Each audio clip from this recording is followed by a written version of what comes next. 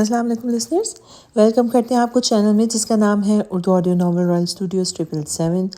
ہمارے چینل کو سبسکرائب کریں، یہ بالکل فری ہے اور اس سے آپ کو ہمارے آنے والی ویڈیوز کی انفارمیشنز ملتی رہیں گی۔ شکریہ۔ آج جو ناول میں پڑھنے جا رہی ہوں اس کا نام ہے دل مانے نہ اور اس کی رائٹر ہے ثنایا خان۔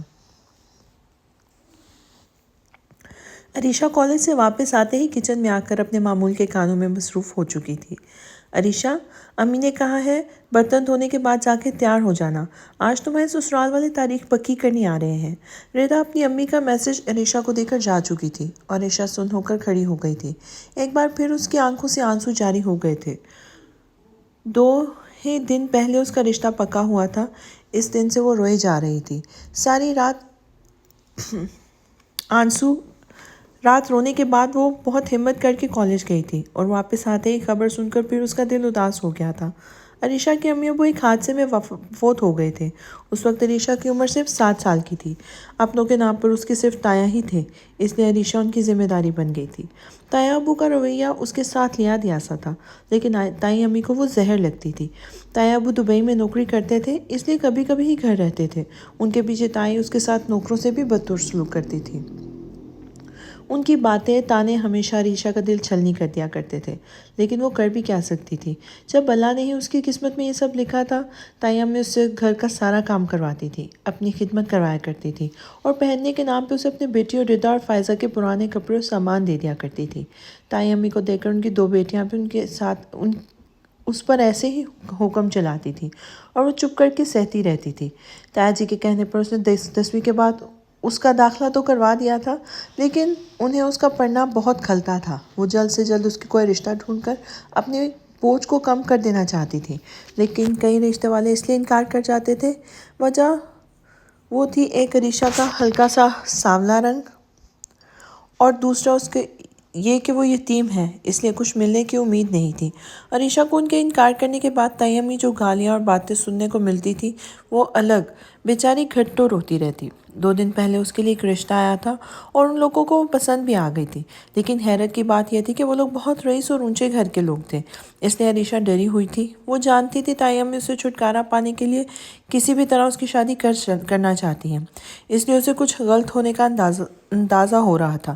وہ 7 سال کی عمر سے اتنا کچھ سہتی آئی تھی کہ اب آگے کی زندگی میں پتہ نہیں اس کے ساتھ اور کیا کیا دیکھنا تھا، لیکن وہ صرف رو ہی سکتی تھی، کچھ کر نہیں سکتی تھی۔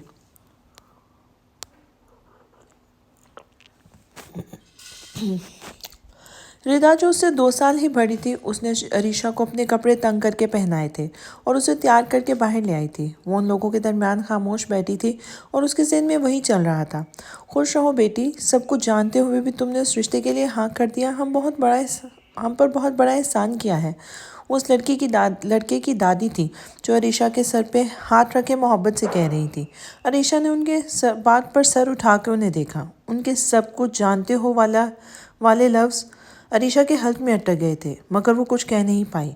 دادی نے اس کا ہاتھ پکڑ کر تیسری انگلی میں اپنے پوتے کے نام کی انگوٹھی پہنائی، جنہیں وہ بے تاثر نگاہوں سے دیکھتی رہی تھی۔ رضیہ جی، آپ نے عریشہ کو کچھ بتا تو نہیں دیا نا؟ اس بار لڑکے کی ماں بولی تھی۔ شاید وہ دادی کی بات پر عریشہ کا حیران ہونا نوٹس کر چکی تھی۔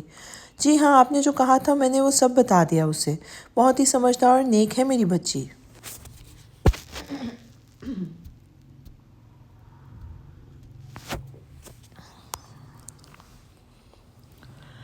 تائی امی کے منہ سے اکثر ایسے ہی الفاظ نکلا کرتے تھے اس کے لیے، لیکن صرف رشتے والوں کے سامنے۔ دادی نے ایک بار پہ اس کے سر پہ ہاتھ پھیرا۔ اتنا کچھ دیر بعد وہ لوگ جا چکے تھے۔ عریشہ تائی امی کے پاس آئی۔ اس نے فیصلہ کیا کہ وہ ہمت کرے گی اور تائی سے پوچھے گی کہ وہ کیا بات ہے، آخر اس کی زندگی کا سوال تھا۔ تائی امی پان بنا کر منہ میں ڈال رہی تھی جب اس کے کمرے میں آئی۔ اسے دیکھتے ہی تائی امی کے چہرے پر ناگواری چھا گئی تھی۔ تائی امی، مجھے پوچھنا تھا کہ وہ لوگ کون سی بات کے بارے میں پوچھ رہے تھے؟ اس کی زبان ساتھ نہیں دے رہی تھی۔ اس نے بہت مشکل سے جھکائے اتنے لفظ ادا کیے تھے۔ تائی امی کڑے تیوروں سے اسے دیکھتی رہی اور اس کے پاس آئیں۔ اچھا، تو یہاں مجھ سے سوال جواب کرنے آئی ہے؟ ہاں، ان لوگوں نے مجھے کہا تھا تجھے بتانے کو، ان کے بیٹے میں ایک کمی ہے، لیکن تو کون سی حور ہے؟ تیری شکل تو دیکھنے لائق بھی نہیں ہے۔ تجھے شکر منانا چاہیے کہ وہ تجھے قبول کر رہے ہیں، ورنہ ساری زندگی ہمارے سر پر بوجھ بن کے پڑی رہتی۔ کوئی نہیں تھوکتا تیری شکل پر۔ اتنا بڑا خاندان، اتنی دولت، اتنا رتبہ، اتنا سب کچھ ہے ان کے پاس، اس لڑکے کی کمی کوئی معنی نہیں رکھتی۔ تجھے تو میرے پاؤں دھو کے پینے چاہیے کہ تیری اوقات سے بڑھ کر میں تیری شادی کر کے دے رہی ہوں۔ تائی امی کے الفاظ میں زہر میں ڈبوئے گئے تیروں کی طرح اس کے دل کو چھلنی کرتے رہے۔ وہ جانے کے لیے پلٹ گئی تھی۔ رک، تائی امی نے اسے روکا تھا۔ میری بات کان کھول کے سن لے۔ تو اس گھر میں صرف 3 دن کی مہمان ہے۔ 3 دن کے بعد تو شادی کر کے اس گھر میں رہنا چاہتی ہے یا سڑک پر، یہ تیرا فیصلہ ہے، کیونکہ اب میں تجھے اس گھر میں تو نہیں رکھنے والی۔ تجھے جتنا برداشت کرنا تھا کر لیا۔ تیری بھلائی اسی میں ہے کہ بنا منہ کھولے چپ چاپ شادی کر لے۔ زیادہ نخرے کرنے کی ضرورت نہیں ہے۔ اب دفع ہو جائے یہاں سے۔ تائی امی گرجی تھی اور وہ روتی ہوئی باہر نکل گئی تھی۔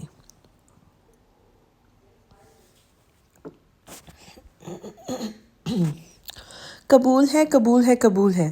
3 بار قبول کہنے کے ساتھ ہی اس نے نہ صرف ماہر جمال کو اپنے شوہر کے طور پر قبول کیا تھا، بلکہ اپنی آنے والی زندگی کی تکلیفوں اور مشکلوں کے لیے بھی خود کو تیار کیا تھا، جن سے وہ ناواقف تھی۔ ابھی تک ایک ڈر اس کے دل میں قائم تھا کہ جانے کیا ہونے والا ہے، کون سا کڑوا سچ آئے گا اس کے سامنے، کون سی کمی تھی اس کے شوہر میں، کیا وہ پہلے سے شادی شدہ تھا یا عمر میں اس سے بڑا تھا، اس کی شکل و صورت میں کوئی خامی تھی، پتہ نہیں کیا۔ سوچ کے وہ تھک گئی تھی۔ رخصتی کے وقت اسے ماں باپ کی شدت سے یاد آئی تھی۔ تایا ابو سے گلے لگ کر وہ بہت روئی تھی اور اس گھر کو الوداع کہہ کر وہ نئے گھر میں آئی تھی، لیکن وہ گھر صرف گھر ہی نہیں، ایک محل تھا۔ گزرتے وقت کے ساتھ اس کی بے چینی میں اضافہ ہوتا جا رہا تھا۔ کیا سوچ رہی ہو بیٹا؟ دادی نے اسے گمسم دیکھا تو پوچھ بیٹھی۔ اس نے نفی میں سر ہلا دیا تھا۔ ماہر کی فیملی میں اس کی دادی کے علاوہ ستیلی ماں اس کے 2 بچے تھے، سکندر اور عالیہ۔ والد کا انتقال 4 سال پہلے ہوا تھا، جبکہ ماہر کی ماں اس کے پیدائش کے وقت ہی انتقال کر گئی تھی۔ ماہر کی کزن بہن رائنا نے بھی اسے سب بتایا تھا، جو شادی شدہ تھی۔ وہ بہت پیاری اور بہت ملنسار تھی۔ ان کا 8 سالہ بیٹا زیان عریشہ کے پاس ہی بیٹھا تھا۔ پریشان مت ہو، اب یہ تمہارا ہی گھر ہے۔ رائنا نے اسے نروس دیکھا تو پیار سے بولی تھی، مجھ بڑھیا پر تم نے احسان کیا ہے، وہ میں زندگی بھر بھلا نہیں سکتی۔ بس ایک فکر تھی مجھے کہ میں مرنے سے پہلے اپنے ماہر کا گھر بستہ دیکھ پاؤں گی بھی کہ نہیں، لیکن تم نے آج میری وہ فکر بھی دور کر دی۔ اب میں سکون سے مر سکتی ہوں۔ میرے بچے کا خیال رکھنا۔ یقیناً تم بہت ہی نیک ہو بیٹا، تبھی تو تم نے میرے پوتے کی اتنی بڑی خامی کو جان کر بھی اس کا ساتھ دینا قبول کیا۔ دادی اس کے پاس ہی بیٹھی بول رہی تھی اور ایک بار پھر اس کا ڈر بڑھنے لگا تھا۔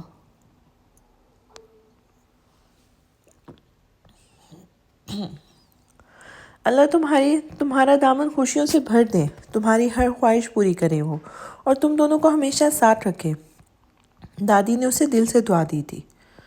عریشہ کو رائنا کمرے میں لے آئی اور بیڈ پر بٹھا دیا۔ کمرے میں کوئی سجاوٹ یا پھول یا بیڈ وغیرہ نہیں تھے، لیکن پھر بھی کمرہ بہت عالی شان تھا، اتنا بڑا کہ تائی امی کے گھر کے 2 کمروں سے برابر، اور رنگ برنگی دیواریں جہاں جگہ جگہ تصویریں اور شو پیس لگے ہوئے تھے۔ بیڈ کے سرہانے والی دیوار پر ایک بڑی سی تصویر لگی تھی، وہ ماہر کی تصویر تھی۔ اسے یہ نیچے نام پڑھ کر پتہ چلا۔ وہ اس تصویر کو دیکھنے کے بعد اسے نظر نہیں ہٹا پا رہی تھی۔ پچھلے کچھ دنوں سے اس کے دل میں جتنے خدشات تھے وہ سب غلط ثابت ہوئے تھے۔ وہ کسی شہزادے سے کم نہیں تھا۔ گندمی رنگت، خوبصورت نقوش، گہری کالی آنکھیں، کالے بال جو ماتھے پر بکھرے تھے، کسرتی جسم، گرے سوٹ میں اپنا ہاتھ سامنے کر کے نظر کلائی پر بندھی گھڑی پر رکھی ہوئی تھی، دوسرا ہاتھ پینٹ کی جیب میں تھا۔ کلین شیو کے چہرے پر غضب کی کشش تھی۔ عریشہ اس تصویر کو بے یقینی سے دیکھ رہی تھی۔ وہ سامنی سی لڑکی جسے ہمیشہ بدصورت ہی کہا گیا تھا، وہ چاہے اتنی خوبصورت نہیں تھی، لیکن ماہر کے مقابلے میں وہ بہت عام تھی۔ اس تصویر میں ماہر کی عمر کوئی 25-26 سے زیادہ نہیں لگ رہی تھی۔ اس کمرے میں اور بھی تصویریں تھیں، اس کی دادی کے ساتھ، فیملی کے ساتھ، دوستوں کے ساتھ۔ وہ ہر تصویر میں ماہر کا مسکراتا ہوا چہرہ تھا۔ عریشہ نے ایک تصویر سائڈ ٹیبل سے اٹھائی اور اسے دیکھتے ہوئے دل سے دعا کی کہ آگے بھی اس کے خدشات غلط ثابت ہوں۔ دروازہ کھلنے کی آواز پر وہ تصویر رکھتے ہوئے فوراً سیدھی ہو کر بیٹھ گئی۔ اب ایک گھبراہٹ نے اسے آن لیا تھا۔ وہ اس کے قریب آ رہا تھا۔ اس نے سامنا ہونے کی گھبراہٹ عریشہ چہرہ چھپائے بیٹھی تھی۔ وہ دونوں ہاتھ آپس میں رگڑ رہی تھی کہ ماہر نے اس کے قریب بیڈ پہ آ کے بیٹھا اور اس کے چھپے ہوئے چہرے کو دیکھا۔ اس کے یوں دیکھنے سے عریشہ کی دھڑکنیں بڑھنے لگی تھی۔ اس خاموش کمرے میں عریشہ کی چوڑیوں کی آواز بار بار سنائی دے رہی تھی۔ اس نے دونوں ہاتھوں کو جوڑے رکھا کہ ماہر نے اپنا ہاتھ اس کے ایک ہاتھ میں لے لیا۔ عریشہ نے دوسرے ہاتھ سے اپنا دل تھام لیا تھا۔ ماہر ایک ہاتھ میں اس کا ہاتھ لیے دوسرے ہاتھ سے اس کی چوڑیوں کو آگے پیچھے کر رہا تھا۔ پہلے بہت دھیرے سے اور پھر تیزی سے چوڑیوں کو آگے پیچھے کرنا شروع کر دیا۔ اس کی اس حرکت پر عریشہ حیران ہوتی اس سے پہلے ہی وہ چونکی جب ماہر نے ایک دم سے تالیاں بجانی شروع کر دی۔ عریشہ نے گھونگھٹ کو پیچھے کر کے دیکھا تو وہ اسے دیکھ کر ہنس رہا تھا اور دوبارہ اس کا ہاتھ پکڑ کے اس کی چوڑیوں سے کھیل رہا تھا۔ عریشہ کو اس کی دماغی حالت پر شبہ ہوا۔ اس نے اپنا ایک ہاتھ ایک دم سے پیچھے کھینچا جب ماہر نے اسے منہ کھول کے دیکھا تھا۔ مونا، مجھے تمہاری بینگل سے کھیلنا ہے۔ وہ ہاتھ آگے بڑھا کر اس کا ہاتھ مانگ رہا تھا اور عریشہ صدمے سے اسے دیکھ رہی تھی۔ پلیز دو نا، ماہر کو تمہاری بینگلز بہت اچھی لگی ہیں۔ اگر تم ماہر کو اپنی بینگل سے کھیلنے دو گی تو ماہر بھی تم کو اپنے ٹوائز دے گا۔ وہ کسی بچے کی طرح بات کر رہا تھا اور عریشہ اس کے لب و لہجے پر شوق سی ہو کر اسے دیکھ رہی تھی۔ پتہ ہے، ماہر کے پاس بہت سارے ٹوائز ہیں، پلین ہے، روبوٹ ہے اور نئی والی کار بھی ہے۔ تمہیں کیا چاہیے؟ اس نے اپنی انگلیوں پر گنتی کرتے ہوئے کہا اور عریشہ کا سر گھومنے لگا۔ اتنا بڑا فریب کیا گیا اس کے ساتھ، اتنی بڑی بات چھپائی گئی اسے ایک پاگل کے حوالے کر دیا گیا۔ اس کے اپنوں نے وہ دوبارہ بیڈ سے اتری اور دروازے کی طرف بھاگی تھی۔ بیوی رک جاؤ، ماہر نے اسے روکنے کے لیے آواز دی تھی۔ اس کے بیوی کہنے پر وہ حیران ہوتی ہوئی رک کر پلٹی تھی۔ ماہر کو چھوڑ کر مت جاؤ۔ وہ بیڈ سے اتر کر اس کے پاس آیا اور معصومیت سے بولا تھا۔ بیوی؟ عریشہ نے اس کے الفاظ دہرائے تھے۔ ہاں، دادی نے بولا کہ تم میری بیوی ہو، مطلب مجھ سے میری سب سے بیسٹ والی فرینڈ، اور اب تم ماہر کے ساتھ ہی رہو گی ہمیشہ۔ اس کی بات پر عریشہ نے ایک دم سے منہ پہ ہاتھ رکھا اور رونے لگی۔ اس کے شوہر کے لیے بیوی کا مطلب یہ تھا۔ نہیں بیوی، ماہر ایک دم اسے کہتا ہوا اس کے پاس آیا تھا۔ رونا نہیں، دادی نے کہا تھا اگر ماہر کی بیوی روئے گی تو اللہ تعالیٰ ماہر سے ناراض ہو جائے گا اور پھر وہ ماہر کو کبھی چاکلیٹ اور آئس کریم نہیں دیں گے۔ ماہر نے پریشان شکل بنائے کہا۔ عریشہ کے رونے میں روانی آ گئی تھی۔ اس کی زندگی برباد ہو چکی تھی۔ پلیز نہیں رونا بیوی، ماہر تمہیں تنگ نہیں کرے گا، تمہارے بینگلز بھی نہیں مانگے گا، پرومس۔ ماہر اسے مزید روتا دیکھ کر اداس ہو رہا تھا۔ عریشہ نے دروازہ کھولا اور باہر بھاگنے لگی تھی۔ بیوی رک جاؤ، ماہر نے اسے روکنے کے لیے آواز دی، لیکن وہ نہیں رکی۔ سیڑھیاں اتر کر ہال میں آ چکی تھی۔ اسے یہاں نہیں رہنا تھا، ایک پاگل کے ساتھ نہیں رہ سکتی تھی وہ۔ دروازے سے باہر قدم رکھتے ہوئے وہ رک گئی تھی۔ ایک پل میں یاد آ گیا کہ آخر کہاں جائے گی۔ تائی کے کہے الفاظ، اس کی کڑواہٹ عریشہ کو سن کر گئی۔ وہ وہیں دروازے پہ بیٹھ گئی تھی۔ عریشہ، رائنا اسے یوں چوکھٹ پہ بیٹھے دیکھ کر گھبرا کے اس کے پاس آئی تھی۔ کیا ہوا عریشہ؟ میرے ساتھ آؤ۔ رائنا نے اسے اٹھا دادی کے کمرے میں لے آئی۔ دادی سونے کی تیاریوں میں تھی، عریشہ کو روتے دیکھ کر پریشان ہو گئی تھی۔ کیا ہوا بچے؟ ماہر نے کچھ کہہ دیا ہے کیا؟ اس کی باتوں کا برا نہیں ماننا، میں جانتی ہوں تمہارے لیے بہت مشکل ہوگا، لیکن تم جلد اسے اپنا سمجھنے لگو گی۔ عریشہ بے آواز روئے جا رہی تھی اور دادی اسے سمجھانے کی کوشش کر رہی تھی۔ عریشہ، تمہیں پتہ ہے نا ماہر کے بارے میں؟ تمہیں پتہ تھا نا؟ رائنا جو کب سے چپ تھی اس کے پاس بیٹھتے ہوئے پوچھنے لگی۔ کچھ پتہ نہیں تھا مجھے، کچھ نہیں بتایا گیا مجھے۔ کیوں کہ کسی کو فرق ہی نہیں پڑتا تھا میری مرضی سے، میری زندگی سے، کیونکہ میں کون سی حور ہوں جو ایک اچھے لڑکے ایک اچھی زندگی کی امید کر سکتی۔ میں خود دوسروں پر بوجھ ہوں، جسے ہلکا کرنے کے لیے چاہے کسی بھی دلدل میں دھکیلنا پڑے وہ غلط نہیں ہوگا۔ وہ اپنے اندر آدھے ابال کو چاہ کر بھی روک نہیں پائی تھی اور سخت لہجے میں بولی تھی۔ مانا کہ میں کوئی حور نہیں ہوں، مگر میں پاگل بھی نہیں ہوں جو مجھے ایک پاگل سے… وہ کہتے رہتے رک گئی تھی۔ نہیں بیٹا، رونا نہیں، ہم کبھی تجھے دھوکے میں نہیں رکھنا چاہتے تھے۔ ہم نے کبھی نہیں چاہا کہ کوئی باہر لڑکی بنا ماہر کے بارے میں جانے شادی کے لیے ہاں کرے، مگر تیری تائی نے بیٹا شاید یہی قسمت کو منظور ہو، تو ہی میرے ماہر کا نصیب ہوگی، میرے ماہر کو چھوڑ کر مت جانا۔ اب دادی کی آنکھیں بھی بھیگنے لگی تھی اور عریشہ ان کی مطلبی باتوں پر انہیں بے یقینی سے دیکھنے لگی تھی۔ وہ اسے اپنے پاگل پوتے کے لیے اس کی زندگی مانگ رہی تھی۔ نہیں دادی، رائنا نے اسے سنبھالتے ہوئے کہا تھا، ہمیں کوئی حق نہیں ہے عریشہ کو روکنے کا، اس کی بھی اپنی مرضی ہے، اپنی خواہش ہے، ہم اپنی مطلب کے لیے اس کی خوشی کو نظر انداز نہیں کر سکتے، ہم اس کے ساتھ زبردستی نہیں کر سکتے دادی۔ وہ دادی کو سمجھانے لگی اور دادی بے بسی سے اسے دیکھنے لگی تھی۔ ہاں صحیح کہہ رہی ہے رائنا، میں تیرے ساتھ زبردستی نہیں کر سکتی، لیکن اپنے پوتے کی زندگی کی خاطر تیرے آگے ہاتھ چھوڑ کر بھیک تو مانگ سکتی ہوں۔ وہ دونوں ہاتھ جوڑے عریشہ کے آگے جھکنے کو تھی۔ دادی، عریشہ ہڑبڑا کر اٹھی تھی اور ان کے دونوں ہاتھ اپنے ہاتھوں میں لیے تھے۔ میرے بچے کو تو یہ ضرورت ہے بیٹا، اگر اسے کسی اپنے کی ضرورت ہے، اسے چھوڑ کے مت جا، مجھے تجھ سے بہت امیدیں ہیں، رک جا بیٹا مت جا، میرے ماہر کو تو بس تو ہی بچا سکتی ہے، اس کے دشمنوں سے تو ہی اسے ٹھیک کر سکتی ہے۔ دادی زاروں قطار رو رہی تھی اور عریشہ ان کے گلے سے لگ گئی۔ اب وہ دونوں بے تحاشا رو کر اپنے دل ہلکا کر رہی تھی۔ ماہر ہمیشہ سے ایسا نہیں تھا عریشہ، وہ تو بہت سمجھدار اور پیارا تھا، اپنوں کے لیے جان تک دینے والا۔ جب ماموں کا انتقال ہوا تب اس نے چھوٹی سی عمر میں یہ ساری ذمہ داریاں اپنے سر لے لی تھی۔ آفس اور کام کے ساتھ دادی کا بھی بہت خیال رکھتا تھا، اور ایک دن ایک ایکسیڈنٹ میں اس کے سر پہ بہت بھاری چوٹ آئی تھی۔ 2 دن تک وہ بے ہوش رہنے کے بعد جب اسے ہوش آیا تو اس کی حرکتیں عجیب ہو گئی تھیں۔ بہت کوشش کی لیکن ٹھیک نہیں ہوا۔ اس کا دماغ کسی بچے جیسا ہو گیا ہے، پتہ نہیں کس گناہ کی سزا ملی ہے اسے۔ عریشہ دادی سے الگ ہو کر رائنا کو دیکھنے لگی تھی۔ اس کا گناہ صرف اتنا تھا کہ اس کے باپ نے اس کے لیے دوسری شادی کی تاکہ اسے ماں ملے۔ اس کا گناہ اتنا تھا کہ اس نے اپنوں پر حد سے زیادہ بھروسہ کیا۔ اس کا گناہ تھا کہ اس نے اپنے باپ کی وصیت میں وہ ساری جائیداد کا وہ اکلوتا وارث تھا جس جائیداد کے لیے اس نے اپنے ہی دشمن بن گئے۔ دادی نے رائنا کی ادھوری بات کو مکمل کیا تو عریشہ کی نظریں بھی دادی کے چہرے پہ آ ٹھہری تھی۔ دادی، رائنا نے انہیں روکنا چاہا تھا۔ نہیں رائنا، مجھے مت روکو، عریشہ کا سب کچھ جاننا ضروری ہے، وہ ماہر کی بیوی ہے، اسے سب حق ہے جاننے کا۔ دادی نے فیصلہ کیا تھا کہ وہ عریشہ کو ساری حقیقت بتا دیں گی، شاید تب جا کے عریشہ رک جائے۔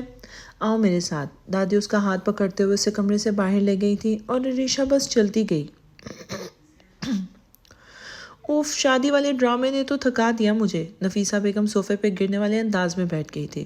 موم، مجھے سمجھ نہیں آتا آپ کو کیا ضرورت تھی اس پاگل کی شادی کروانے کی، سکندر نے ناگواری سے کہا تھا۔ اس بڑھیا نے رٹ لگائی ہوئی تھی کہ مرنے سے پہلے پوتی کی شادی کروانی ہے، بہت یقین ہے اس سے کہ شادی کے بعد اس کا پوتا ٹھیک ہو جائے گا۔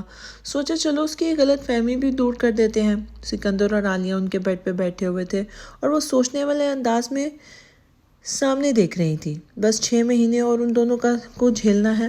جیسے ہی ماہر 25 سال کا ہوا، ساری جائیداد اس کے نام ہو جائے گی اور پھر ہم وہ اپنے نام کروا لیں گے۔ اس کے بعد وہ بڑھیا اپنے پاگل پوتے اور بہو کو لے کر جنت میں جائے یا جہنم میں، ہمیں کیا۔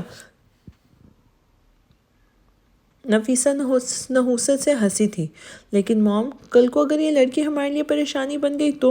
سکندر نے سنجیدگی سے کہا تھا۔ وہ کیا پریشانی بنے گی؟ میں خود اسے اتنا پریشان کروں گی کہ میرے آگے منہ کھولنے کی ہمت بھی نہیں کرے گی۔ وہ شوہر تو پاگل ہے ہی، اسے بھی پاگل نہ کر دیا تو کہنا۔ نفیسہ بیگم کمینگی سے ہنستے ہوئے بولی تھی۔ لیکن موم، اگر اسے پتہ چلا کہ ماہر بھائی کی یہ حالت ہماری وجہ سے ہے اور وہ ایکسیڈنٹ بھی ہم نے کروایا تھا تو؟ عالیہ نے پریشان ہوتے ہوئے کہا اور عریشہ نے اپنا منہ پر ہاتھ رکھ لیا جو کھڑکی کے پاس کھڑی اس کی باتیں سن رہی تھی۔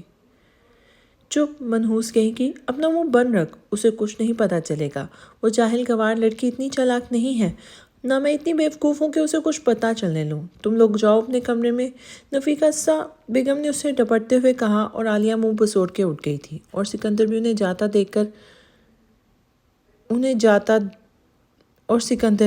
انہیں باہر آتا دیکھ کر عریشہ جلدی سے دادی کا ہاتھ تھام کر جلدی سے چلتی ہوئی ان کے روم میں آ گئی تھی، اس سے پہلے کہ وہ لوگ انہیں دیکھتے۔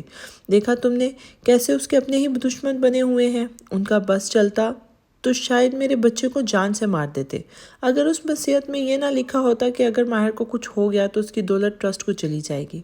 دادی نے کمرے کا دروازہ بند کرتے ہوئے عریشہ کو دیکھتے ہوئے کہا تھا۔ رائنا شاید اپنے کمرے میں جا چکی تھی کیونکہ زیان اکیلا تھا۔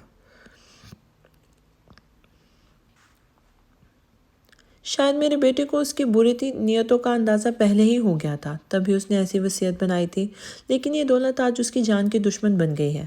دادی، آپ کچھ کرتی کیوں نہیں؟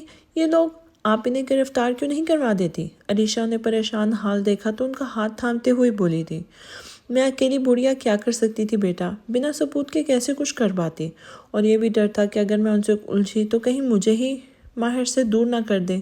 اس کے بعد تو میرا ماہر بالکل اکیلا ہو جاتا، کون ہوتا پھر اس کے لیے؟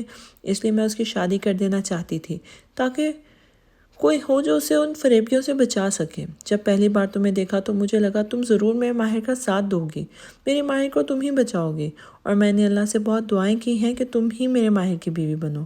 اللہ نے میری دعا قبول کر لی ہے بیٹا، اس لیے کہتی ہوں تم میرے ماہر کو چھوڑ کر مت جاؤ، خدا کی مرضی سمجھ کے رک جاؤ، اسے ضرورت ہے ایک ساتھی کی، مت جاؤ بیٹا۔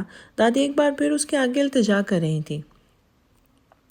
میں نہیں جاؤں گی دادی، ویسے بھی میں بھول گئی تھی کہ واپسی کے راستے تو میرے لیے پہلے ہی بند ہو چکے ہیں، پہلے بھی تو اپنی قسمت سے لڑتی رہی ہوں، اب کیوں شکایت کروں گی؟ میری قسمت ہی بری ہے، اگر اللہ نے مجھے اسی کام کے لیے یہاں بھیجا ہے تو میں اللہ کی مرضی کے خلاف نہیں جاؤں گی، عریشہ نے کھوئے کھوئے لہجے میں کہا تھا۔ وعدہ کرو بیٹی، تم میرے ماہر کو کبھی چھوڑو گی نہیں۔ دادی نے اس کے آگے اپنے ہاتھ بڑھایا تھا۔ میں وعدہ کرتی ہوں دادی، جب تک سب کچھ ٹھیک نہیں ہو جاتا، جب تک آپ کو یقین نہیں ہو جاتا کہ آپ کا ماہر محفوظ ہے، میں کہیں نہیں جاؤں گی۔ عریشہ نے ان کے ہاتھ پر اپنا ہاتھ رکھ دیا تھا۔ وہ واپس اسی کمرے میں آئی تھی جہاں سے بھاگی تھی۔ کم از کم یہ زندگی پچھلی زندگی سے تو اچھی تھی، جہاں وہ کسی کے کام آ سکتی تھی، جہاں کسی کو اس کی ضرورت تھی۔ وہ ان پر بوجھ نہیں تھی، بلکہ اسے ان کی ضرورت تھی، انہیں اس کی ضرورت تھی۔ اس نے دیکھا ماہر بیڈ پر سویا ہوا ٹیڈی بیئر کو سینے سے لگائے، اس کے چہرے پر بلا کی معصومیت تھی۔ اس کے اندر عریشہ نے اپنے آپ کو دیکھا، وہ بھی تو بچپن سے اپنوں کے دیے گئے درد سہتی آ رہی تھی جیسے کہ ماہر۔ اس نے ماہر کے پیروں پر کمفرٹر ڈالا اور واش روم میں آ گئی۔ ماہر کی آنکھ کھلی تو سب سے پہلے اپنے ساتھ سوئی عریشہ پر پڑی۔ پلکیں جھپکتے ہوئے وہ اسے حیرت سے دیکھتا رہا، یقین کرنے کے لیے کہ وہ سچ ہے، وہاں موجود ہے، یا یہ اس کا خواب ہے۔ ماہر نے اس کے چہرہ قریب کرتے ہوئے دھیرے سے اپنا ہاتھ بڑھا کر اس کے گال کو چھونا چاہا، اور جیسے اس نے گال کو ہاتھ سے ٹچ کیا، اس نے فوراً ہاتھ کھینچ لیا۔ ہلکی سی ہلچل سے ہی عریشہ کی بھی آنکھ کھل گئی تھی۔ اس نے ماہر کا چہرہ اتنے قریب سے دیکھا تو گھبرا کے اٹھ گئی تھی۔ ماہر فوراً پیچھے ہوا اور بیڈ سے اتر کے اس کی سائڈ پہ آیا تھا۔ تم نہیں گئی ماہر کو چھوڑ کر؟ وہ خوش ہوتے ہوئے بولا۔ عریشہ نے سر دھیرے سے نفی میں ہلایا تھا۔ مطلب تم باہر سے غصہ نہیں ہو؟ اس بار اس کی معصومیت پر چاہ کر عریشہ کی مسکراہٹ نہیں رکی تھی۔ مطلب اپنی بیوی ماہر کے ساتھ نہیں رہے گی، اب بیوی ماہر کے ساتھ ہی رہے گی؟ عریشہ نے سر اس بات میں ہلا دیا، اور ماہر اپنی جگہ پر کودتے ہوئے تالی بجانے لگا۔ عریشہ اس کی حرکت پر اسے دیکھتی رہی۔ ہمیشہ خوش رہو بیٹا۔ وہ دادی کے پاس آئی تو انہوں نے اسے پیار سے گلے لگا لیا تھا۔ دادی، آپ ناشتے میں کیا کھائیں گی؟ بتائیں نا، میں ابھی بنا کے لاتی ہوں، عریشہ ان سے الگ ہوتے ہوئے بولی تھی۔ تمہیں یہ سب کرنے کی ضرورت نہیں ہے بیٹا، کام کرنے کے لیے نوکر چاکر ہے نا، تم بس ماہر کا خیال رکھو، دادی نے اس کے چہرے پہ ہاتھ رکھتے ہوئے کہا تھا۔ کرنے دینا امی جان، شکل تو دیکھ ہی چکے ہیں، اس بہانے اس کے گن بھی دیکھ لیں گے، نفیسہ بیگم اب اپنی بات پر کہتی ہوئی آئی تھی۔ گڈ مارننگ بہو رانی، اب تم سے کوئی شرارت بھری بات پوچھنا تو فضول ہی ہے، کیونکہ نئی دویلی دلہن کی طرح رات بھر جاگنے کی ضرورت تو پڑی ہی نہیں ہوگی تمہیں، پھر بھی نئی جگہ ہے تو نیند تو آئی ہوگی نا۔ نفیسہ بیگم نے جی بھر کے اس کے زخموں پر نمک چھڑکنے کی کوشش کی۔ وہ سر جھکا گئی اور کچن کی طرف چلی گئی۔ بات کرتے وقت اتنا خیال کیا کرو کہ اس کی پرانی سہیلی نہیں، تم ساس ہو، عزت دو گی تو ہی عزت ملے گی۔ عریشہ کے جانے کے بعد دادی نے نفیسہ بیگم کو ڈانٹا تھا۔ میں تو مذاق کر رہی تھی امی، ویسے بھی آپ نے کون سا بہت اچھا کیا اس کے ساتھ، ماہر سے اس کی شادی کروا کے۔ نفیسہ بیگم کہاں چپ ہونے والی تھی، دادی نے انہیں جواب دینے کی بجائے وہاں سے چلے جانا مناسب سمجھا۔ Good morning. سکندر نے عریشہ کو کچن میں جاتے دیکھا تو خود بھی اس کے پیچھے اندر چلا آیا۔ عریشہ نے دھیرے سے جواب دیا اور دوبارہ اپنے کام میں مصروف ہو گئی۔ کوئی مدد تو نہیں چاہیے عریشہ؟ سکندر کی آنکھیں اس کے چہرے پر گڑی ہوئی تھیں۔ وہ آ کر اس کے پاس کھڑا ہو گیا تھا۔ اس کا یہ لفرانہ انداز عریشہ کو ذرا پسند نہیں آیا تھا۔ نہیں، آپ چلے نا سکندر بھائی، میں بس 5 منٹ میں ناشتہ لے آتی ہوں۔ اس نے سکندر کو باہر بھیجنا چاہا تھا۔ وہ تو ٹھیک ہے، لیکن یہ بھائی وغیرہ مت کہو، بھائی بننے والی ہے نا میری، بھائی بننے والی نہ میری عمر ہے نہ ارادہ، وہ گردن سے ہلاتے ہوئے بولا تھا۔ ویسے تم نہیں جانتی مجھے کتنا افسوس ہوا تمہیں دیکھ کر، اتنی خوبصورت لڑکی اور ایک پاگل سے شادی کر رہی ہے، بہت زیادتی ہوئی ہے تمہارے ساتھ۔ سکندر تم یہاں کیا کر رہے ہو؟ سکندر کے قدم اس کی جانب بڑھ رہے تھے اور وہ گھبرا کر اپنے ہاتھ میں رو رہی تھی جب رائنا کی آواز پر سکندر پیچھے ہوا اور عریشہ کی جان میں جان آئی تھی۔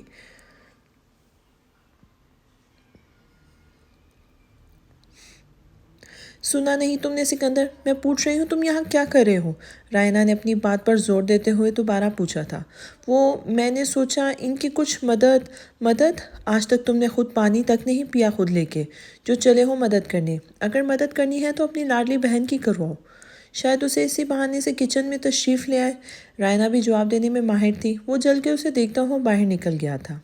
یہ تمہیں تنگ تو نہیں کر رہا تھا نا؟ نہیں آپی، آپ کو کچھ چاہیے تھا؟ عریشہ نے بات بدل دی، وہ پہلے ہی دن شکایت نہیں کرنا چاہتی تھی۔ کچھ نہیں، میں تو بس دیکھنے آئی تھی کہ تمہیں کسی چیز کی ضرورت تو نہیں، رائنا کہتی ہوئے فریج سے دودھ نکالنے لگی، اور اس سے بات کرتے ہوئے عریشہ دوبارہ کام میں مصروف ہو گئی تھی۔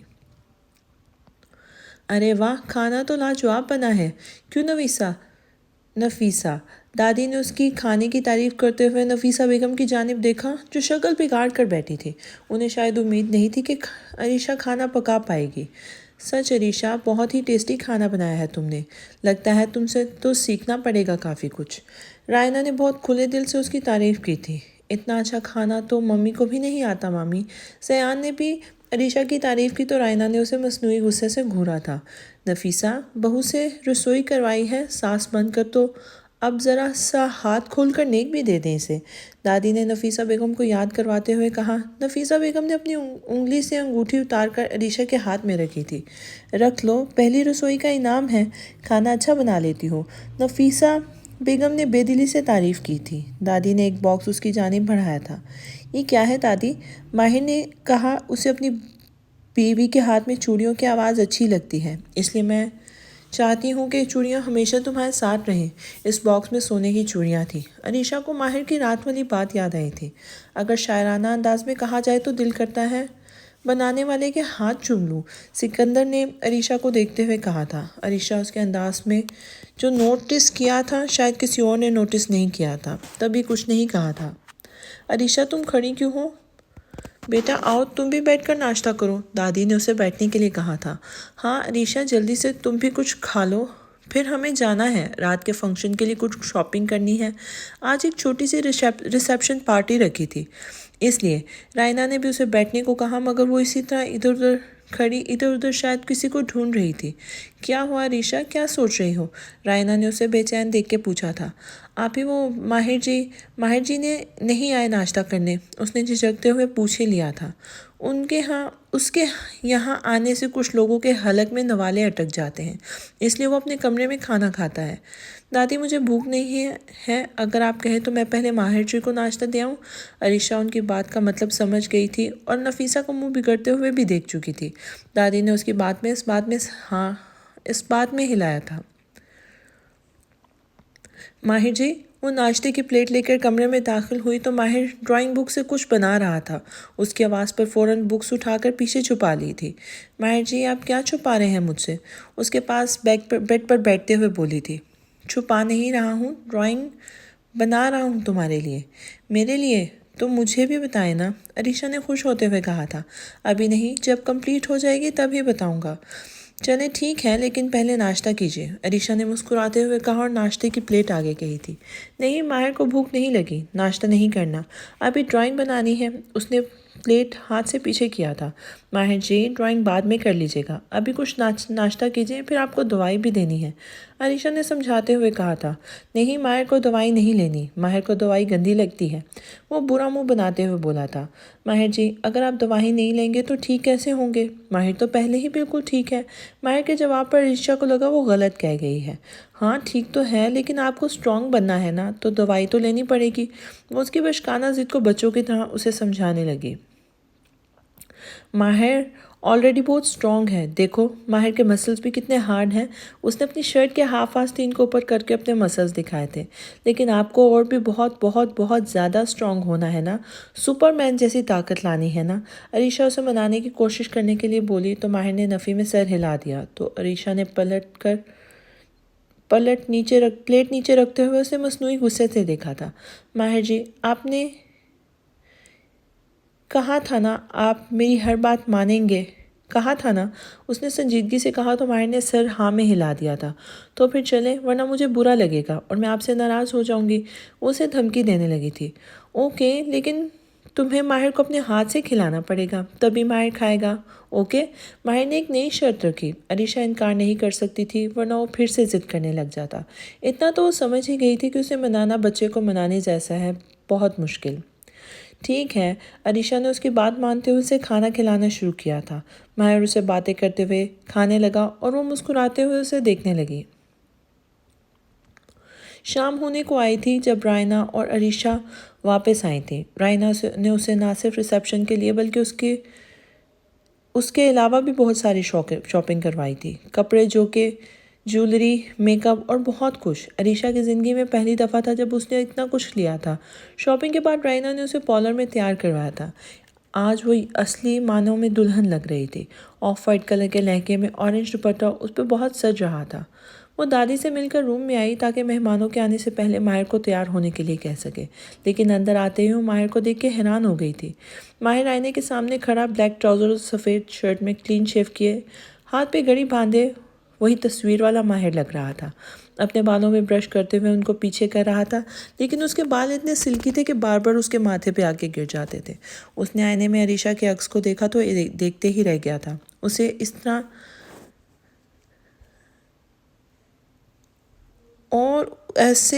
طرح جیسے عریشہ اسے دیکھتے رہ گئی تھی۔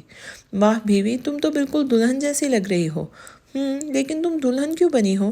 کیا آج تمہاری شادی ہے؟ ماہر بڑے آنکھیں کر کے حیرت سے بولا تو اس کی بات پر عریشہ ہنس دی تھی۔ نہیں ماہر جی، آج گھر میں فنکشن ہے نا، اس لیے۔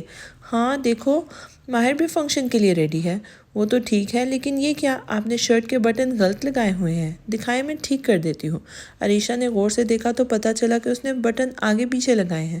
عریشہ نے اس کی شرٹ کے سارے بٹن دوبارہ سے کھولے اور ٹھیک سے لگانے لگی۔ اس کے بال ہوا میں اڑ کر ماہر کے چہرے پہ آ رہے تھے، جس سے اسے الجھن ہو رہی تھی۔ اس نے عریشہ کے بالوں کو پیچھے کرتے ہوئے اس کے گلے تک ہاتھ لے جا کر وہیں پکڑے رکھا۔ عریشہ نے حیرت سے سر اٹھا کے دیکھا، بیوی تمہارے بال ماہر کی آنکھ میں آ رہے ہیں۔ جب تک تم ماہر کے بٹن ٹھیک کرو گی تب تک تمہارے بالوں کو ہولڈ کر کے رکھوں گا، اوکے؟ ماہر نے اس کے پوچھنے سے پہلے ہی جواب دیا تو وہ مسکرا دی تھی۔ ہاتھ ڈالیے۔ عریشہ نے اس کی شرٹ کو ٹھیک کرنے کے بعد کوٹ اٹھا کے اسے پہنایا تھا۔ ماہر ہینڈسم لگ رہا ہے نا؟ ماہر نے آئینے میں اپنا عکس دیکھتے ہوئے کہا تھا۔ بہت ہینڈسم، لیکن ہاں، آپ کو پارٹی میں اچھے سے رہنا ہوگا، کوئی شرارت نہیں کرنی ہوگی اور بڑوں کی سب باتیں ماننی ہوں گی۔ عریشہ نے کوٹ کے بٹن بند کرتے ہوئے اسے ہدایت دی جو دادی نے اسے کہا تھا۔ ماہر نے اس کی جانب دیکھ کر مسکراتے ہوئے گردن ہلا دی۔ عریشہ نے اپنی آنکھ سے کاجل انگلی پہ لگاتے ہوئے اس کے کان کے پیچھے لگایا تھا۔ یہ کیا لگایا بیوی تم نے؟ آپ بہت ہینڈسم لگ رہے ہیں نا، اس لیے کالا ٹیکا لگایا ہے تاکہ آپ کو کسی کی نظر نہ لگے۔ اب چلیں؟ عریشہ نے وضاحت دی اور اس کا ہاتھ تھام لیا تھا۔ بیوی رکو، ماہر نے اس کا ہاتھ ہلکے سے کھینچا اور وہ رک گئی۔ ماہر اس کے قریب آیا اور اپنی پہلی انگلی سے بہت احتیاط سے اس کی آنکھ کے قریب جا کر آنکھ کے کنارے سے مس کیا۔ اب ماہر کی بیوی کو بھی کسی کی نظر نہیں لگے گی۔ نفیسہ بیگم غصے سے ماہر کی جانب بڑھی تھی، لیکن عریشہ فوراً ماہر کے سامنے آ کے کھڑی ہو گئی تھی۔ نہیں امی جی، پلیز جانے دیں، ماہر نے جو کیا میرے لیے کیا ہے، پلیز انہیں معاف کر دیں۔ فنکشن میں ماہر نے عالیہ کی سہیلیوں پر جوس کا گلاس پھینک دیا تھا کیونکہ وہ عریشہ پر ہنس رہی تھی۔ تب تو نفیسہ بیگم کنٹرول کر گئی تھی، لیکن ان کے جاتے ہی وہ ماہر پر اپنا غصہ نکال رہی تھی۔ بیچ میں سے ہٹ جاؤ لڑکی، اس لڑکے کی وجہ سے بار بار لوگوں کے سامنے بےعزت ہونا پڑتا ہے۔ خود تو پاگل ہے، اسے کیا فرق پڑتا ہے، لیکن بدنامی تو ہماری ہوتی ہے۔ ماہر عریشہ کے پیچھے کھڑا دانتوں سے ناخن چبانے لگا تھا، چہرے پر ڈر اور نفیسہ بیگم اسے غصے سے دیکھ رہی تھی۔ بس نفیسہ، دادی نے اسے روکنا چاہا تھا۔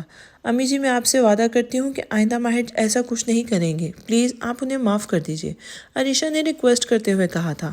ہمارے معاملے میں دخل دینے کی ضرورت نہیں ہے، تم ہٹو بیچ میں سے۔ اگر آج اسے سزا نہیں دی تو اگلی بار پھر کرے گا۔ نفیسہ بیگم اس کی سائڈ سے آگے بڑھتی ماہر کا ہاتھ پکڑنے لگی تھی۔